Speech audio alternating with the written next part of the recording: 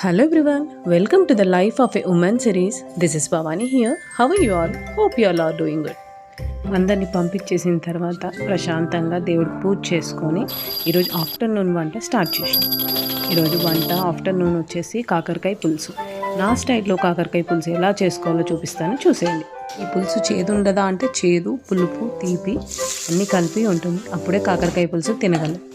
Process అయిపోతే first onions వేసేసుకున్న తర్వాత చింతపండు కడిగి పెట్టేసుకున్నాం. తర్వాత దీంట్లో వచ్చే మసాలా ధనియాలు, జీలకర్ర, మెంతులు ఇవి డ్రై రోస్ట్ చేసుకొని అండ్ ఎండు కొబ్బరి ఇవన్నీ డ్రై రోస్ట్ చేసుకొని మిక్సీ పట్టి పెట్టేసుకున్నాం.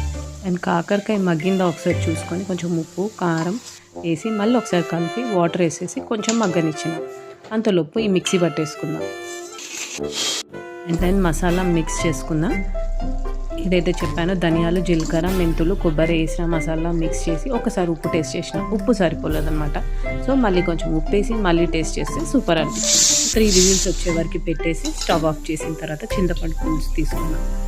చింతపండు పులుసుని డైరెక్ట్గా పోయకుండా నెట్టు పట్టి పోస్తే ఉసుక మనకు తగలదు. ఫైనల్గా పులుసు పోసేసి మళ్ళీ ఒకసారి కలిపి లాస్ట్లో ఒకసారి టేస్ట్ చూసిన తర్వాత చిటికెడు బెల్లం వేస్తే మస్తు ఉంటుంది కాకరకాయ పులుసు. ట్రై చేయండి, ట్రై చేసి టేస్ట్ చేయండి.